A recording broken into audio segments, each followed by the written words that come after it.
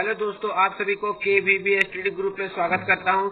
हम आपको डीएसए का आज सेशन ए का आज चौथा चैप्टर पढ़ाने वाले हैं। अभी एक चैप्टर और पहले पढ़ा चुके हैं, ये आपका चौथा चैप्टर होगा। और एग्जाम को देखते हुए बहुत ही जल्दी वीडियो बना रहे हैं ताकि आप लोग को दिक्कत नहीं हो, और काफी सटीक चैप्टर बता रहे हैं जो एग्जाम में आने वाला है, ताकि आप लोग परेशान नहीं हो और एक बार में पढ़ के जाए पूरा लिख के आए। ज्यादा चैप्टर नहीं बता रहे, एकदम सटीक चैप्टर बताने का प्रयास कर रहे हैं। आज आपको पढ़ाएंगे अंतर्राष्ट्रीय कानून की उत्पत्ति और विकास। इसमें क्वेश्चन बनेगा अंतर्राष्ट्रीय कानून की उत्पत्ति एवं विकास की व्याख्या करें। ठीक है, बहुत ही आसान तरीके से बताने का प्रयास करें ताकि आप लोग को एक्सटर्नल एग्जाम में किसी प्रकार का दिक्कत नहीं होना चाहिए। ठीक है, या बोल सकता है अंतर्राष्ट्रीय कानून का स्रोत का वर्णन करें, लेकिन बहुत ही कम चांस है कि अंतर्राष्ट्रीय कानून का स्रोतों का वर्णन करें, लेकिन ज्यादा चांस है कि अंतर्राष्ट्रीय कानून की उत्पत्ति एवं विकास की व्याख्या करें। हमारे पढ़ाने का तरीका अच्छा लग रहा हो तो KVB स्टडी ग्रुप को जरूर सब्सक्राइब कर दे, अपने दोस्तों तक शेयर कर दे और लाइक कर दे। ठीक है, चलिए बिना टाइम वेस्ट किए हुए आप लोग को पढ़ाने का प्रयास करते हैं। बहुत ही जल्दी और काफी सरल भाषा में पढ़ाने का प्रयास करते हैं।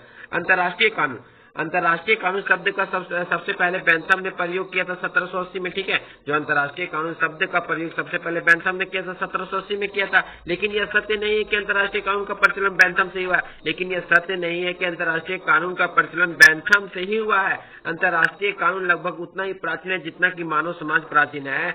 अंतर्राष्ट्रीय कानून उतना ही प्राचीन है जितना मानव समाज प्राचीन है। एक और सरल भाषा में समझने का प्रयास करते हैं। यह कहना संभव है कि वास्तव में अंतर्राष्ट्रीय कानून का श्रीगणेश का हुआ। यह कहना संभव नहीं है कि अंतर्राष्ट्रीय कानून का श्रीगणेश का हुआ। ऐतिहासिक दृष्टि से सर्वप्रथम यूनान के राज्यों में अलिखित अंतर्राष्ट्रीय कानून का हमें उल्लेख मिलता है। और ऐतिहासिक दृष्टि से इतिहास की दृष्टि से अगर देखें तो सर्वप्रथम हमें यूनान के राज्यों से अलिखित, यानी इसमें कोई लिखित परिमाण नहीं मिलता, अंतर्राष्ट्रीय कानून का हमें उल्लेख मिलता है। ठीक है, अलिखित परिणाम मिलता है। वर्तमान युग में स्वतंत्र राष्ट्रों के संबंधों में तेजी वृद्धि हुई है। और वर्तमान युग में स्वतंत्र जो राष्ट्र है, संपूर्ण स्वतंत्र राष्ट्र है, उनके संबंधों में तेजी से वृद्धि हुई है। प्रत्येक स्वतंत्र राज्य दूसरे राज्यों से अपने संबंध बनाए तथा बढ़ाने की चेष्टा करता है। प्रत्येक स्वतंत्र राज्य एक दूसरे से संबंध बनाना चाहता है, मित्रता पूर्वक संबंध बनाना चाहता है, ताकि उन लोग को एक दूसरे के दुख सुख में साथ दे, इसलिए चेष्टा करता है, मित्रता बनाने का प्रयास करता है। अंतर्राष्ट्रीय कानून विभिन्न राज्यों के पारस्परिक संबंध और उनके व्यवहारों का नियमन करता है। जो अंतर्राष्ट्रीय कानून में विभिन्न राज्यों के पारस्परिक संबंध है, उनके व्यवहारों का नियमन करता है। राष्ट्रीय कानून के पीछे जहाँ राज्य का सत्ता का बल होता है, राष्ट्रीय कानून के पीछे जहाँ राज्य के सत्ता का बल होता है। अगर उत्पत्ति के बारे अंतर्राष्ट्रीय कानून की उत्पत्ति के बारे में कहे तो यह कहना संभव नहीं कि अंतर्राष्ट्रीय कानून की उत्पत्ति कब हुआ। ये तो कोई भी नहीं बता सकता कि अंतर्राष्ट्रीय कानून की उत्पत्ति कब हुआ, एक अंदाज लगाया गया। ठीक है, इनका कोई साक्ष्य नहीं मिलता। अगर ऐतिहासिक दृष्टि से देखा जाए तो सर्वप्रथम यूनान के राज्यों में अलिखित अंतर्राष्ट्रीय कानून का उल्लेख मिलता है। अगर ऐतिहासिक दृष्टि से देखा जाए तो सर्वप्रथम यूनान के राज्यों में अलिखित अंतर्राष्ट्रीय कानून का हमें उल्लेख मिलता है। जब ग्रामों और नगरों का संगठन नहीं हुआ था, सबसे पहले ग्राम और नगरों का संगठन नहीं हुआ था, और संसार के आदिम निवासी लोग थे, आदिम मतलब ठीक है, आदिम निवासी लोग रहते, जो निवासी लोग थे वो जंगलों में रहते थे, पहाड़ों में रहते थे, अपने जीवन यापन करते थे। ठीक है, आदिम निवासी लोग रहते थे, जंगलों में रहते थे, पहाड़ों में रहते थे, जीवन यापन व्यतीत करते थे। उस समय जो है ना, वह एक समूह दूसरे समूह के साथ संपर्क हो रहा होगा। जब जंगलों में रहते थे, लड़ाई झगड़ा होता था, तो एक समूह के ऊपर दूसरे समूह द्वारा संपर्क तो हो रहा होगा, साथ ही रह रहे होंगे, खा रहे होंगे, बातें कर रहे होंगे। अगर वो एक समूह में रहते तो अगर वहाँ 4 आदमी रहता है तो वहाँ पे उससे बात कर रहे होंगे, खा रहे होंगे, ये बता रहे होंगे, लड़ाई हो रहा होगा, झगड़ा हो रहा होगा, तब उस समय तो जरूरी है। ठीक है, समय समय उसके भी लड़ाई झगड़ा का भी स्थिति उत्पन्न हो जाता है। लेकिन उस समय भी किसी न किसी प्रकार का नियम रहा होगा। अगर उनके बीच झगड़ा हो जाता था, अलिखित ही रहता होगा, अलिखित ही रहता होगा। लड़ाई झगड़ा की नहीं, झगड़ा करेगा तो तुमको ये होगा, अगर मारपीट करेगा तो तुमको होगा, किसी न किसी रूप से नियम तो रहता होगा। लेकिन उस समय किसी न किसी प्रकार का नियम तो रहा होगा, जिसे बर्बर जाति, जो जंगल में जाति, बर्बर जाति मुझसे कहते हैं, जो जंगल में निवास करते हैं, लोग पालन करते रहे होंगे, और क्या बोलते हैं, नियम को पालन करते, वही आधार धीरे धीरे अलिखित नियम बन गया, और वही आधार धीरे धीरे अलिखित नियम बन गया। जब 2 या 2 से अधिक समूह एक दूसरे के निकट रहते हैं, तो ठीक है, उस समय पर इन समूहों में बाहरी दुश्मन भी मिले होंगे। जब जब दो समूह एक दूसरे के साथ निकट या मित्रता पूर्वक बना के रहते हैं, तो समय समय पर इस समूहों के ऊपर कोई बाहरी दुश्मन तो जरूर आक्रमण करता है, जिसे लड़ाई का संभावना करना पड़ता है, या जिसे लड़ाई का भी सामना करना पड़ता रहा होगा। इसी अवस्था में जब होता है, आपसी संबंध के लिए कुछ न नियम आवश्यक रहते हैं। इसी अवस्था में आपसी संबंध के लिए कुछ न कुछ नियम आवश्यक रहे होंगे, जिनका बताते हैं और रहे होंगे। वे दोनों प्रकार के समूहों का पालन करना पड़ा होगा। इन्हीं नियम को वर्तमान में लिखित और सर्वमान्य अंतर्राष्ट्रीय नियम का शुरुआत कह सकते हैं और बोल सकते हैं। प्यारे दोस्तों, इसी अवस्था में आपसी संबंध के लिए कुछ न कुछ नियम आवश्यक रहे होंगे, जिनका वे दो प्रकार के समूहों का पालन करना पड़ता होगा। जब नियम रहा होगा तो दोनों समूह को नियम का पालन करता होगा। इन्हीं नियम को वर्तमान में लिखित नियम या सर्वमान्य अंतर्राष्ट्रीय नियम कह सकते हैं।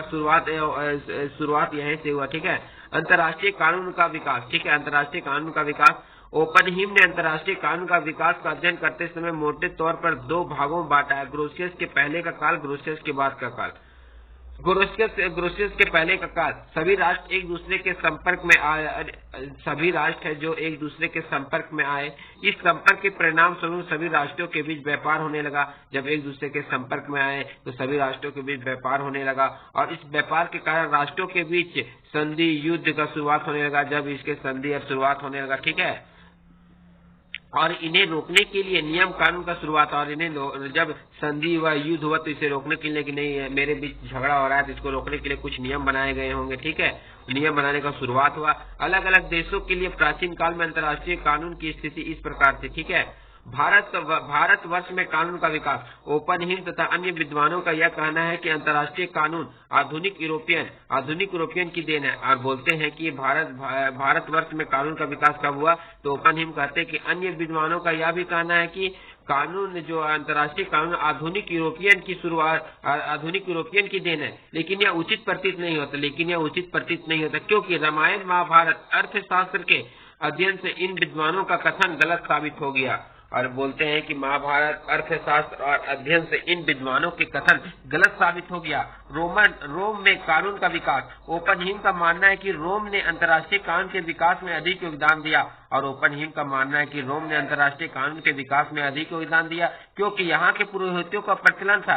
क्योंकि यहाँ के जो पुरोहित थे, उसका प्रचलन था। पुरोहितों की नियुक्ति तब किया जाता था जब युद्ध की घोषणा की जाती थी, और वहाँ के पुरोहितों की नियुक्ति तब की जाती जब युद्ध की घोषणा की जाती थी, या शांति की स्थापना की गई हो, या मित्रता की गई हो। कई प्रकार की नियुक्ति कर सकता था। ठीक है, कई प्रकार, जैसे युद्ध की घोषणा की गई है, शांति की घोषणा स्थापना की गई है, मित्रता की घोषणा की, अन्य देशों के रोमनवासियों की बात की गई। यूनान में कानून का विकास। कई विद्वानों का कहना है कि यूनान में भी कानूनों का विकास हुआ है। ग्रोशियस के बाद का काल। ठीक है, ग्रोशियस के बाद के काल भी है, वह अंतर्राष्ट्रीय कानून के विकास में मुख्य योगदान निभाया है, क्योंकि इस समय भी उनके कानूनों का निर्माण किया गया। जैसे नदियों के लिए नौकायान का नियम, राज्य ही दास प्रथा को भी समाप्त किया गया। ठीक है, नौकायान के नियम के साथ साथ ही दास प्रथा को भी समाप्त किया गया। हेग सम्मेलन। इस सम्मेलन के अंतर्गत अंतर्राष्ट्रीय व्यापार का नियम बनाए गए। हेग सम्मेलन में मतलब होता है, इस सम्मेलन के अंतर्गत अंतर्राष्ट्रीय व्यापार का नियम बनाया गया। अंतर्राष्ट्रीय झगड़ों को शांतिपूर्वक सुलझाने के लिए नियम बनाया गया, और भी इसी सम्मेलन में अनेकों नियम बनाए गए, इसलिए यह सम्मेलन बहुत ही प्रसिद्ध रहा। 1919 के शांति सम्मेलन। प्रथम विश्व होने के पश्चात फ्रांस में एक अंतर्राष्ट्रीय शांति सम्मेलन हुआ। फ्रांस में अंतर्राष्ट्रीय शांति सम्मेलन हुआ। ठीक है, 1919 की सम्मेलन की बात करें, प्रथम जब विश्व युद्ध हुआ उसके पश्चात फ्रांस में एक अंतर्राष्ट्रीय शांति सम्मेलन हुआ। जेनेवा सम्मेलन। एक सम्मेलन जेनेवा में भी किया गया, जिसमें से अनेक नियम बनाए गए। युद्ध में घायलों व्यक्तियों के नियम, बीमार व्यक्तियों के नियम आदि बनाया गया। द्वितीय विश्व युद्ध के बाद 1945 को संयुक्त राष्ट्र संघ का निर्माण किया गया। संयुक्त राष्ट्र संघ जो 1945 है, वो संयुक्त राष्ट्र संघ का नियम बनाया गया। ठीक है, अंतर्राष्ट्रीय कानून को चलाने वाला एक शक्तिशाली संगठन है, और जो संयुक्त राष्ट्र संघ है वो अंतर्राष्ट्रीय कानून को चलाने वाला एक शक्तिशाली संगठन है और इनकी सहायता के लिए अंतर्राष्ट्रीय न्यायालय और इनकी सहायता के लिए अंतर्राष्ट्रीय न्यायालय जो हर देशों के लिए नियम बनाती है। देखिए प्यारे दोस्तों, अंतर्राष्ट्रीय कानून के स्रोत इसलिए हम नहीं पढ़ा रहे ताकि अंतर्राष्ट्रीय कानून के स्रोत नहीं आने वाला, इसलिए हम नहीं पढ़ा रहे हैं ताकि नहीं आएगा। इस तरह आपका ये चौथा लेसन भी DSA 1 का खत्म हो गया। ठीक है, काफी सरल भाषा में बताने का प्रयास कर रहे हैं। अगर हमारे पढ़ाने का तरीका आपको अच्छा लग रहा होगा तो KBV स्टडी ग्रुप को जरूर सब्सक्राइब कर दे, लाइक कर दे और अपने दोस्तों को शेयर कर दे। आप लोग को एग्जाम को देखते हुए मैं एक दिन में 2 वीडियो बनाना पड़ रहा ताकि आप लोग को दिक्कत नहीं और काफी सटीक एवं सरल भाषा में बताने का प्रयास करें, वही बता रहे हैं जो आने वाला है। ठीक है प्यारे दोस्तों, इस तरह आपका ये लेसन कंप्लीट हो गया। अभी हो सकता है तो एक लेसन और आ सकता है या नहीं भी आ सकता है। ठीक है, इसका कोई उम्मीद नहीं है क्योंकि टाइम नहीं मिल पा रहा है। बहुत ही जल्दी आप लोग के सामने वीडियो ला रहे हैं। ठीक है, इस तरह आपका लेसन खत्म हो गया, अंतर्राष्ट्रीय कानून की उत्पत्ति और विकास। ठीक है, इसमें क्वेश्चन आएगा अंतर्राष्ट्रीय कानून की उत्पत्ति और विकास की व्याख्या करें, जो काफी सरल भाषा में आपके सामने प्रस्तुत किया गया और काफी सरल भाषा में बताने का प्रयास किया गया। इसलिए आप लोग बहुत अच्छे से लिखिएगा, उम्मीद है कि अच्छे से लिखिएगा और काफी अच्छा मार्क्स भी आएगा।